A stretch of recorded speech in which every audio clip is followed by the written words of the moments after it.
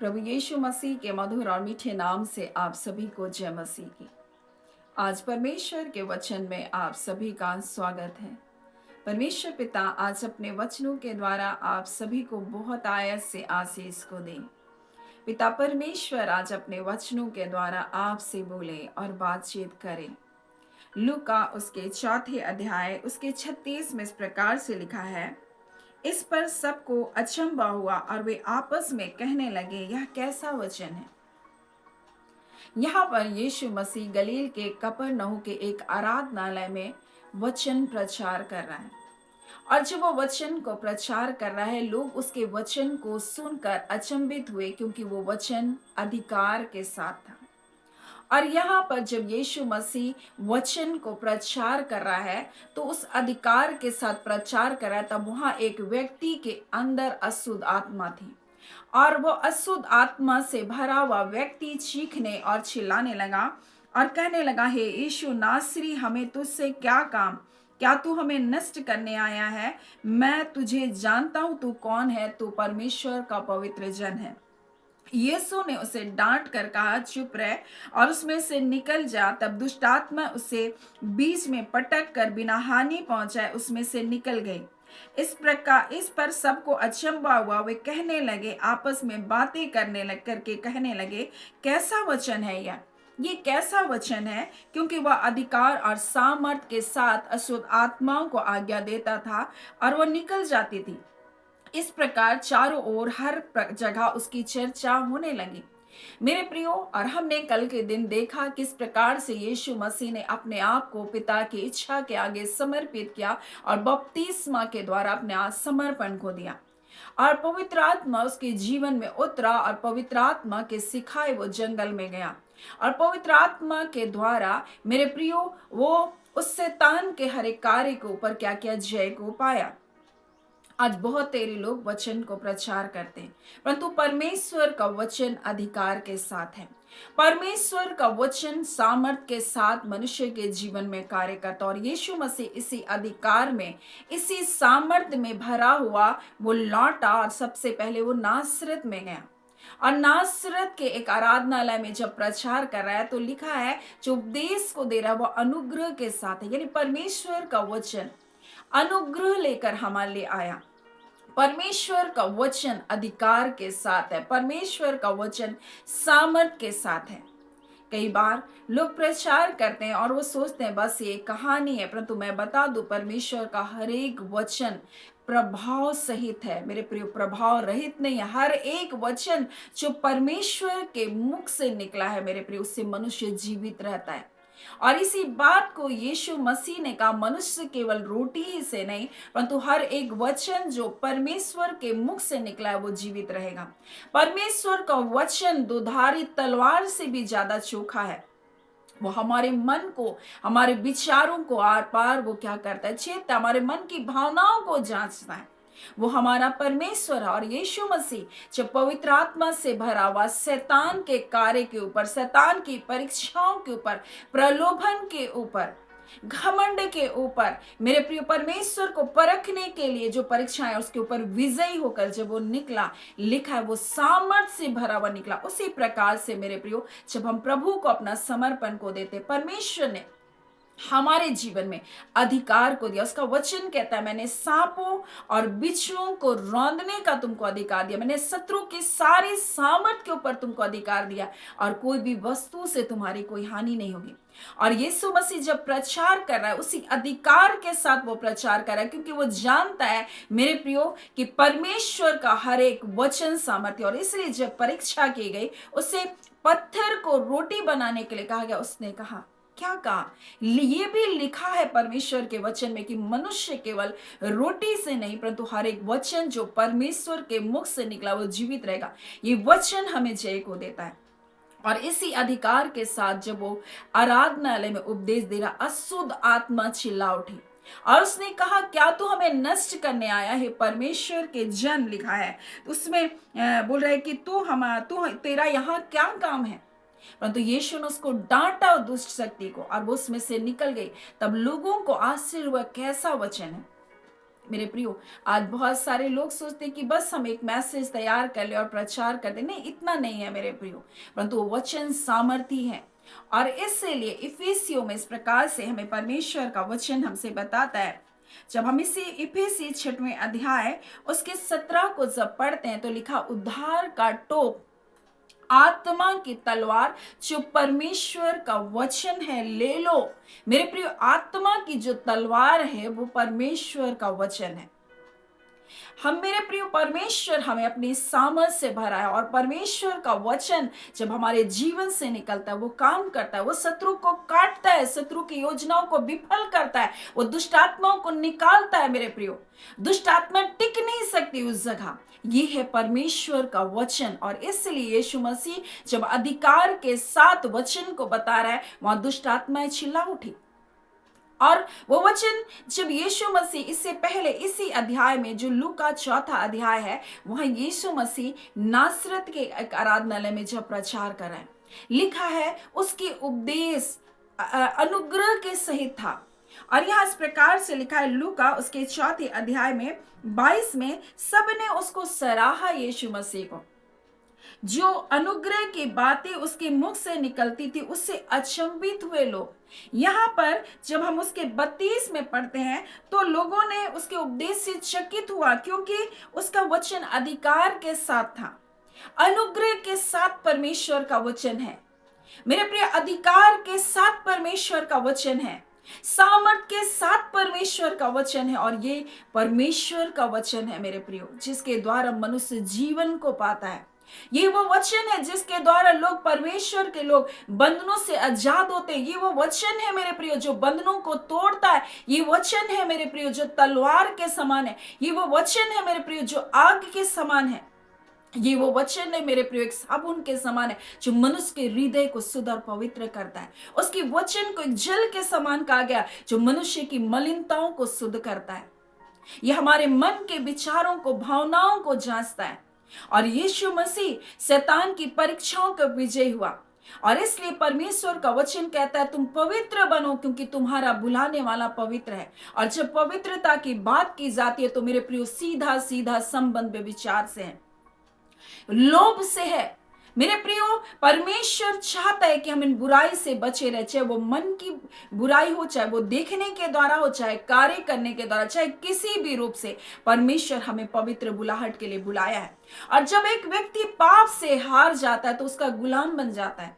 और गुलाम के जीवन में शत्रु अपनी पूरी ताकत के साथ उसके ऊपर प्रभुता करता है। लेकिन जब एक व्यक्ति, जब मसीह यीशु के ऊपर विश्वास करता है, वो स्वतंत्र होता है। और इसलिए जिस स्वतंत्रता में हमको बुलाया गया, हम उसी स्वतंत्रता में अगर बने रहते हैं तो मेरे प्रिय, परमेश्वर का वचन हमारे जीवन में सामर्थ के साथ कार्य करता है। उसका वचन सामर्थी है मेरे प्रियो, हमारे जीवन के बंधनों को तोड़ने के लिए काफी है, हमारे जीवन को निराशा से निकालने के लिए काफी है, हमारे जीवन के अंधेरे को दूर करने के लिए काफी है।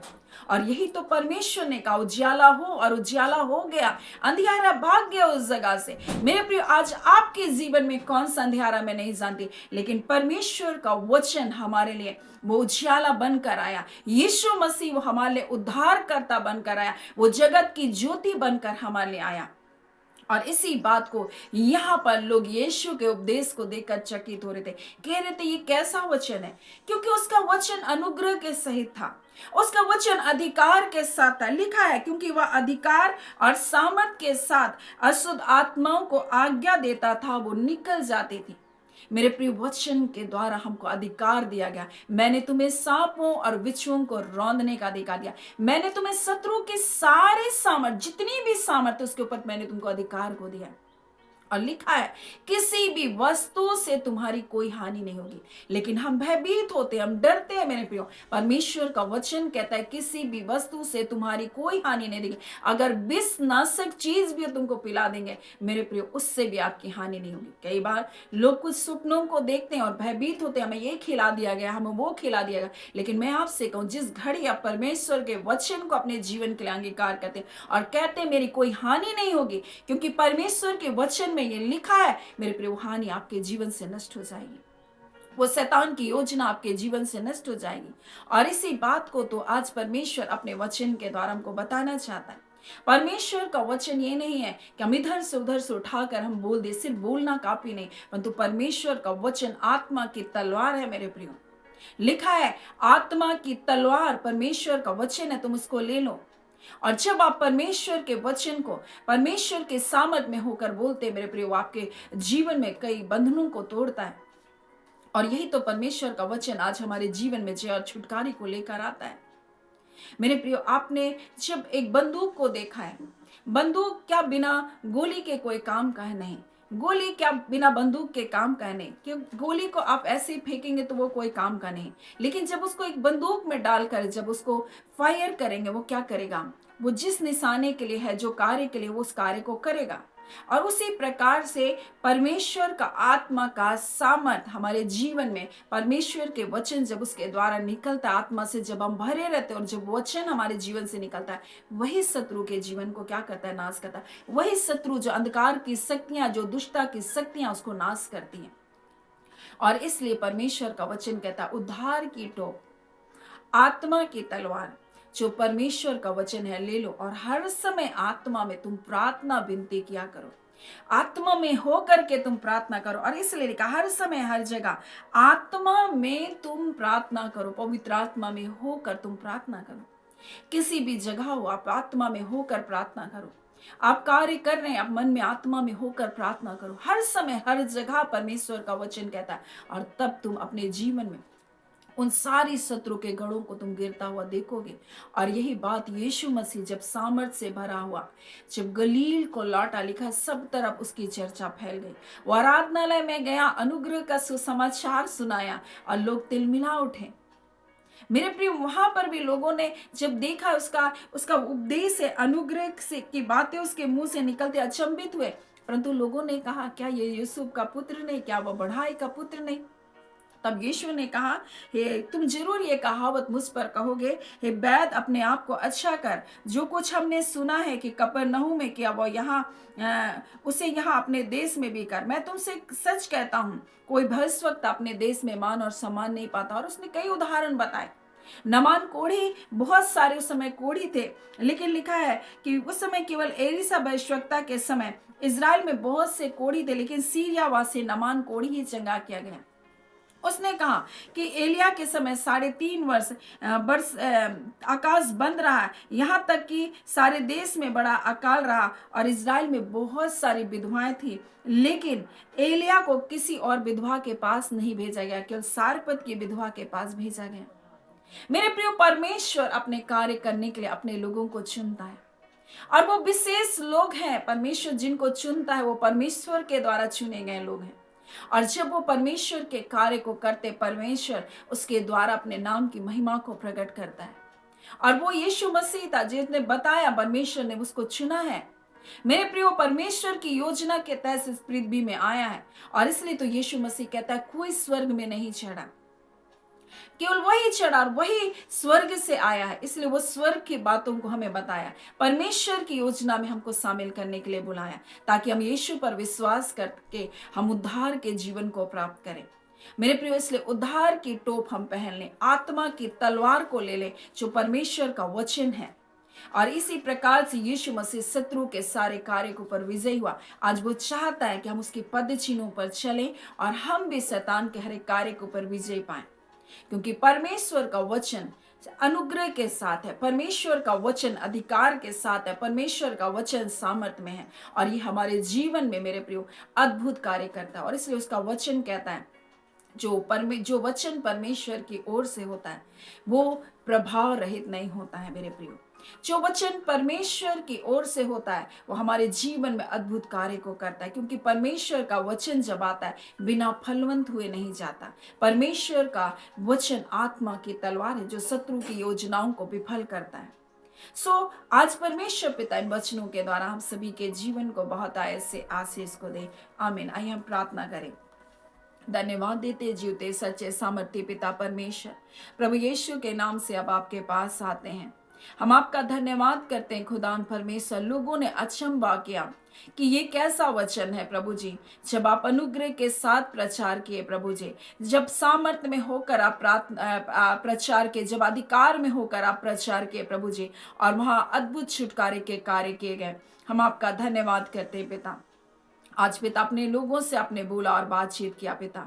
हाँ पिता, क्योंकि आपका वचन प्रभु जी सामर्थी है प्रभु जी, आपका वचन दुधारी तलवार के समान है, आपका वचन जीवित है, प्रबल है पिता परमेश्वर। हाँ पिता परमेश्वर, हर एक परिस्थितियों के ऊपर जय को पाता है आपका वचन प्रभु जी, हर एक परिस्थितियों के ऊपर प्रबल होता है आपका वचन खुदान परमेश्वर। और चाहे आपके लोग जिन भी परिस्थितियों में होकर जा रहे हैं पिता, और पिता वो समस्याएं उनके ऊपर आज प्रबल हो रही है, परंतु आज आपका वचन उसके ऊपर प्रबल होने पाए, क्योंकि प्रभु आपका वचन कहता है, मैं तुम्हारा छुड़ाने वाला परमेश्वर हूं, मैं तुम्हें अपनी शांति को दूंगा। आपने कहा प्रभु जी, अच्छा जिन भी परिस्थितियों से होकर गुजरे, अपनी शांति से अपने लोगों को भरिए पिता खुदा। उन परिस्थितियों के ऊपर एक बड़ी विजय की हम यीशु के नाम से घोषणा करते हैं, और इसी घड़ी अंधकार के सारे बंधन टूटे, दुष्टता की सारी योजना यीशु के नाम से विफल किया जाए प्रभु जी। आपके लोग आपके हाथों में, और आपके हाथों में सुरक्षित हैं खुदा, और आपके हाथों से कोई उन्हें छीन नहीं सकता है रिखांदोरियाबा। और इसी घड़ी रिखा दिरियाबा शिखीरियस्तोनुनाबा, और इसी घड़ी हर प्रकार के अंधकार के बंधन तोड़े जा रहे पिता, हर प्रकार की निर्बलताएं, दुर्बलताएं, कमजोरी की आत्मा यीशु के नाम से निकल बाहर हो। जो लोग हॉस्पिटलों में परमेश्वर पिता, बीमारी की हालत में परमेश्वर पिता खुदा नबा परमेश्वर, इसी घड़ी आप उन्हें स्पर्श कीजिए प्रभु जी, और खुदा परमेश्वर जो उनकी आवश्यकता है उनको भी आप पूरा कीजिए, और जल्द स्वस्थ होकर प्रभु जी वो आपके नाम की महिमा करने पाए।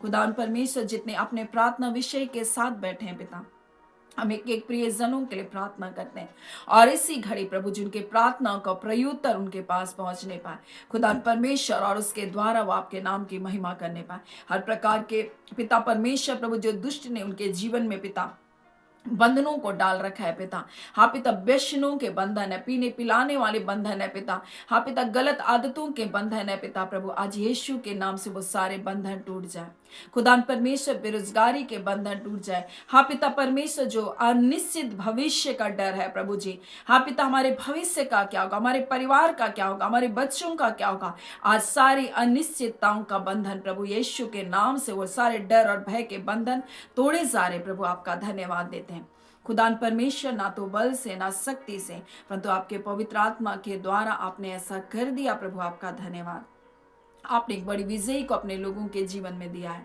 आपका धन्यवाद देते हैं। धन्यवाद के साथ प्रार्थना हम यीशु के नाम से मांगते हैं, दया सुने अनुग्रह से ग्रहण कर लीजिएगा, आमीन।